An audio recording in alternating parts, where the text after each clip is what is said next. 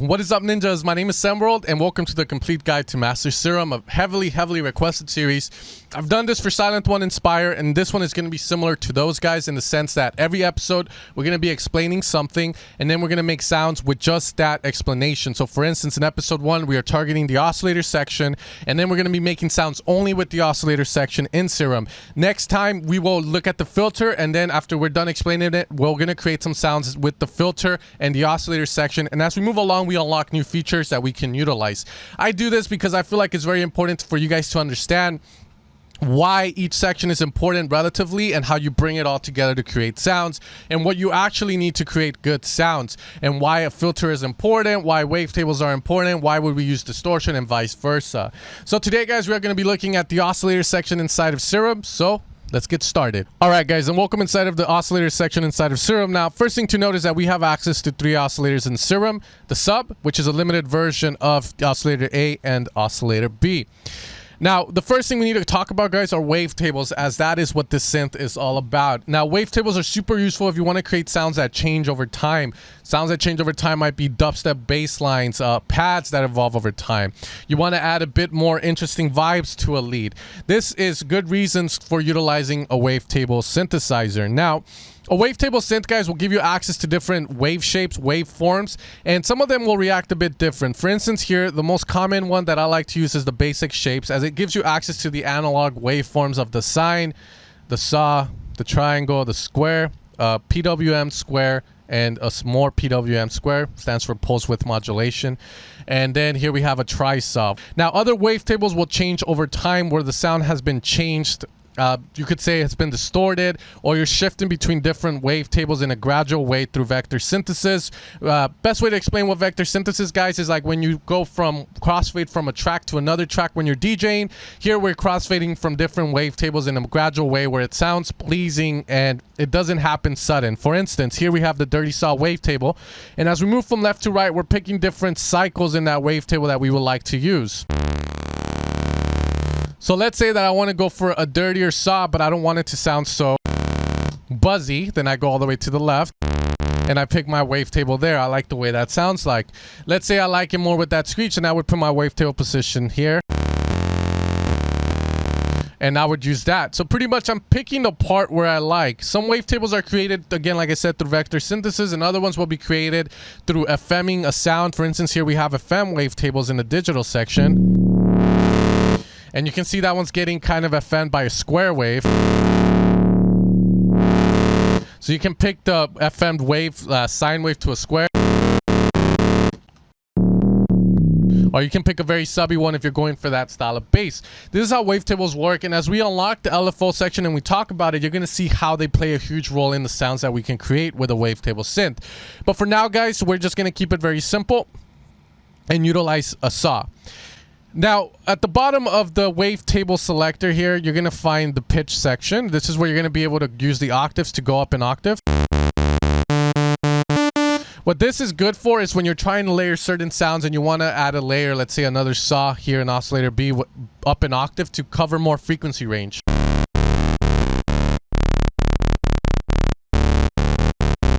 That's very cool, as you can see. That's what the octave does. So if I'm playing D here, let's say D, this D, and I put this up an octave, well, I'm playing this one, but the oscillator is being told to play an octave up from that. It's as simple as that. The next one we have is the semitones, guys. This is going to be pretty simple. Pretty much as you go up by each semitone, you're going up a note. So similar to the octave, if I'm playing D and I put this up a semitone plus 1, well, I'm actually playing this note here. Now, this is useful for creating sounds where you want to have a sound that has harmony to it. For instance, one of the more popular ways to use this is to have 2 saws. And this guy will be up +7, so that way I'm playing the perfect fifth. So if I'm playing a D, this oscillator will be playing the D as it doesn't have any changes in the pitch section. And this oscillator will be playing +7 up. So if we count from D, 1, 2, 3, 4, 5, 6, 7. This oscillator is playing that A, and that D is being played by oscillator A. And this creates this nice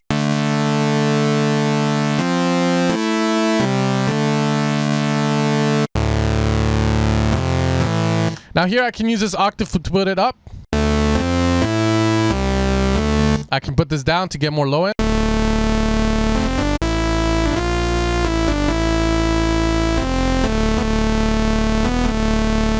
So as you can see, we can make some really cool sounds with just that, and you can do that with different wavetables again. So this opens up the possibilities for what you want to do.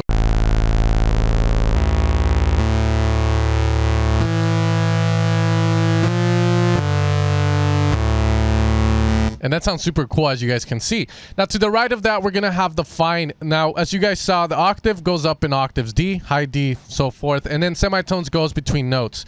The fine will go in between these notes to kind of slowly detune the sound. Now, here I can have this square. And I can slightly detune it so it's not a perfect D, but it's a bit detuned. Now, the question is, what would you use that for? Well, one of the things I like to do to create analog-based sounds is I like to have sort of like a saw. And then I like to slow it down or increase the fine here.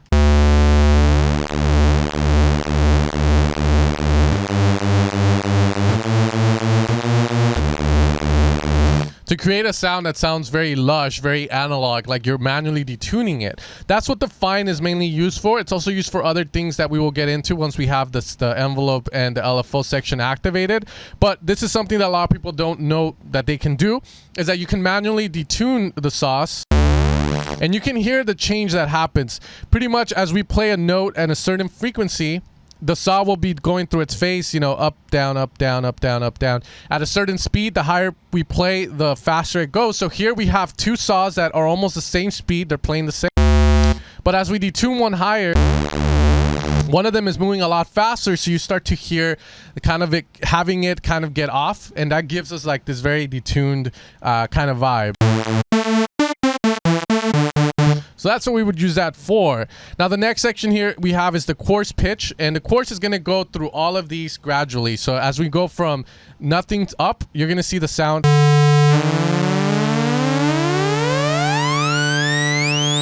go all the way up. This section is useful for using it as a modulation section. So what that means is we can apply LFOs and envelopes to it. And as we move on to these guys, we'll start to do that. So you'll get a little bit more of an idea of what we can use that coarse one for. But as of now, you've learned what the octave is for, the sem is for, and the fine is for, and you can do a lot more with it.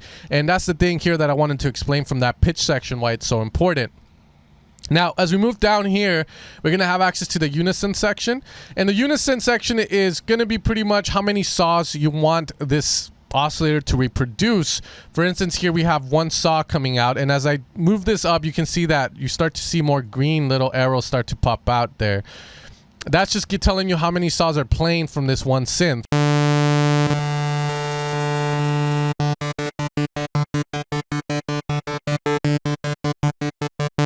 So as you can see, the sound changes completely as we start to add more voices. Now, to the right of that, we're going to have access to the detunement section. And as we start to add more than one saw, we have two. We're slightly detuning the saws. Similar to what we did with this, with the fine. Now, the question you ask yourself is, well, Sen, why don't we just use this detunement here to do that? Well, the reason is that, as you notice, the sound, when we go from one voice to two, it turns into stereo. This is mono, straight from the center. And this is stereo. So the reason we might want to do what we did before when we learned the basic section of the pitch is just because we want the sound to remain mono. Or we want it to sound a lot more analog. So those are some reasons there. So here I can put up to 8 voices and create a super saw, which, as you guys know, is a very heavily used wavetable in EDM. A very simple one. We can detune each saw, and as you can see, each saw is getting detuned by negative and positive in equal amounts. So here we can do that. We get a very ravey saw there.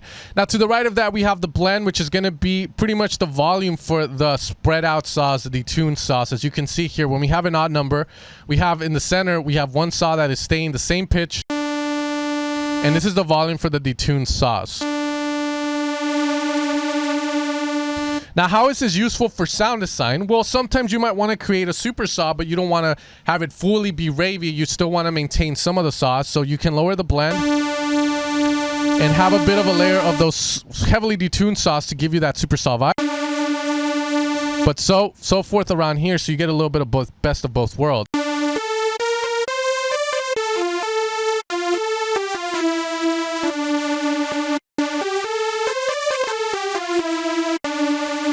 Okay, last tip I'll give you with this, guys, is that if you want a centered sound, a mono sound, do go with odd numbered odd numbered unison values, as that's gonna allow you to have more of this center one here. So you can have a little bit of width as well as mono to your sound, and it's not fully spread out to the sides.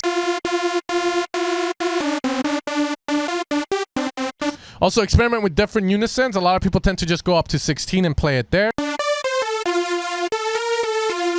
But as you can see, 16 and 8 sound totally different. As well as 4 sounds a little bit less ravey, more progressive house. So it's very important that you get those values right. Okay, so that is going to be the unison section here. Now, the next section we have, guys, is going to be the phase section. Here we're going to have the phase, which is the starting position of the wavetable, and the random phase, which is going to allow this phase to start anywhere it wants. As we lower this down, you can see the yellow outcast starts to get smaller, and that's just telling you where the phase could start. So the question is, how does this affect me when it comes to sound design? Well, the first thing is that if you're creating a sound that has the two-man like so, having the RM phase up is not a bad idea, as you're allowing every square or every 8 of these squares to start at different phases. So that's what creates the stereoness. However, if I lower the RM phase to 0%, all the squares will start in the same position.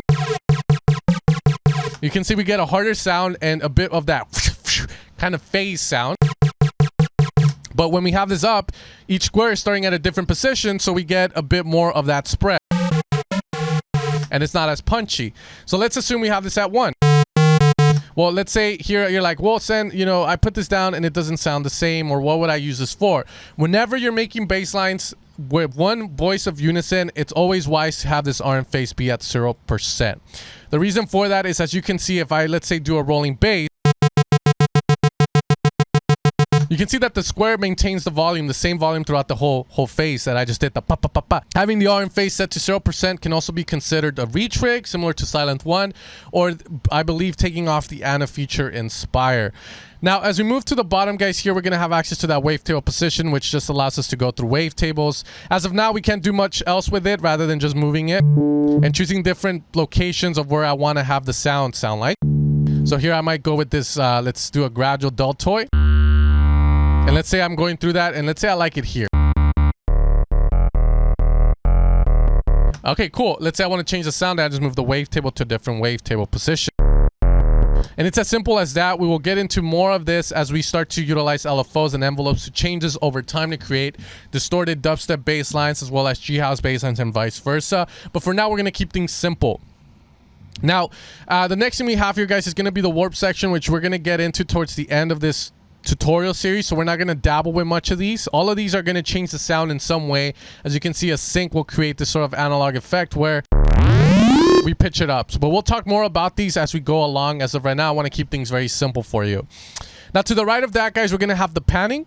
We can pan the sound to the left, to the right, or have it in the center. And then to the right of that, we have the volume. Now, the panning here, you might be going like, Sam, what's the point of it? You know, why would I pan a sound all the way to the left or all the way to the right? Well, maybe you don't want to pan it through Ableton and you can pan it here. But the other important thing is that a lot of times people like to make wide bass lines, and they'll easily go in and put 3 voices, 4 voices of unison.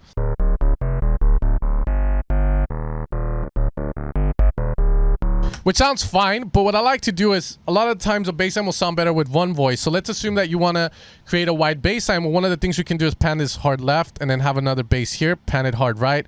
Let's use a different wavetable that's similar to a square. I think this one's called deltoid. So we'll use that wavetable, but we'll change the way it looks a bit so that it sounds different. And then we'll have a hard pan left, hard pan right. As you can see, the sound sounds wide. Now, if I center these, you can see it's not wide anymore. Pan left, right.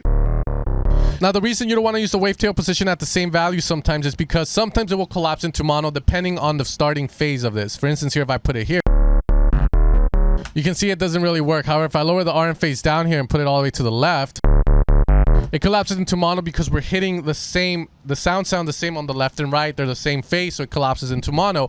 However, here, if we do this with the RM phase up, we can have the same ones. Changing the phase. You can see it totally changes the sound. So that's a cool feature that we will use in the future to make wide bass lines when we get to the filter and envelope section, guys. But cool feature there to utilize this. You can also make super saws, for instance, and you want them to sound wider, then that's where the pan feature of the hard left, hard right comes into play. You don't have to do it full. You can do maybe like 2 o'clock and 10 o'clock, similar values. Detune. Let's put another super saw here. And let's detune.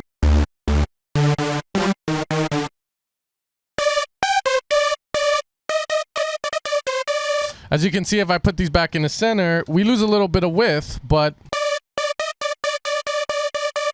there we can create a wider super saw. Last thing we got to look at is the sub oscillator. Now the sub oscillator is very useful in the fact that, let's say we have a sound like so.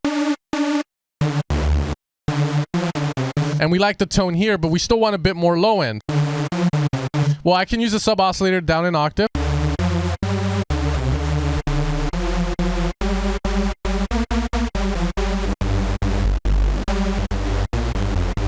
And I can give it that sub there. I can use a square, a triangle, a sine, or another saw for say.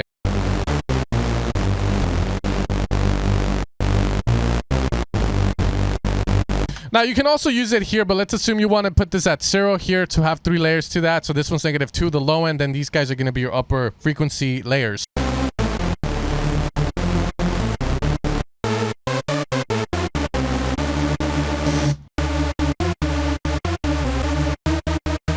So as you can see, that's what the sub is useful for.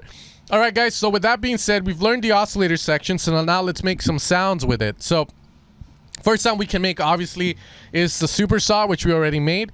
The next sound we can do is going to be a respace, which is, again, another super saw. You can play this down an octave.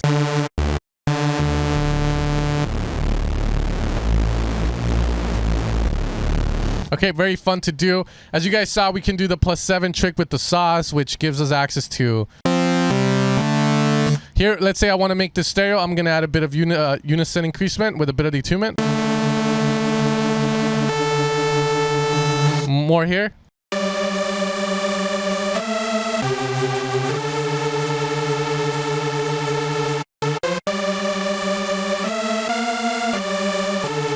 Okay, cool. I can change these into a square wave now to get more of this kind of balance of a square and a saw.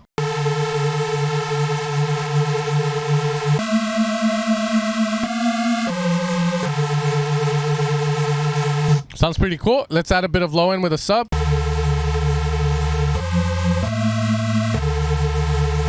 Fucking massive sound right there, man. Now let's initialize that. Now let's say that I want to go with a bass line that sounds a bit more like a kind of FM-ish. Then I can use a wavetable from the digital section with a crush wad maybe. Let's say I want to make that wide. Well, I can put maybe here the same one. We can go to menu, copy oscillator A to B, make it far right, far left.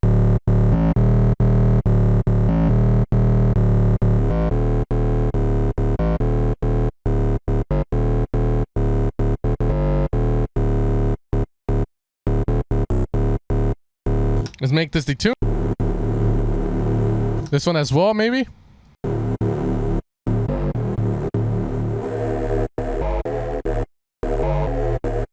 You can see we can make really cool sounds with just the oscillator section here. Let's say I lose a little bit of low end there.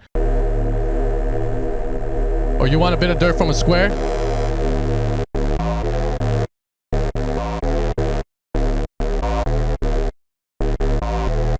You know, right now we don't have access to that filter section to get rid of some of the high frequencies, guys, but you can see this just sets you up, because if you get something that you like here, once you start to apply the filter and the effects, then that's when you polish the sound and make it into a badass sound. But the important thing is that you understand what every little thing inside of the oscillator section can be used for, and hopefully with this tutorial I was able to explain it good for you guys. As you guys saw with the panning, now you know how to use it. A lot of people don't even touch it, but now you know how to do it. R in phase and face, I'm sure you guys know what the purpose of it is and how you can incorporate it into your sound design. Detunement, now you guys know how it works and how you can masterfully do it and change it however you please. Wavetables, well, you know, simple as that as it can get. Next time we'll get into warps eventually, guys, but next time we're going to get into the filter section, and then the envelope and LFOs, then the effects, then we will dabble with the warp, as well as making our own wavetables. So I hope you look forward to this series, guys, and I'll see you guys next time for another video. You guys take care and peace out. G it up.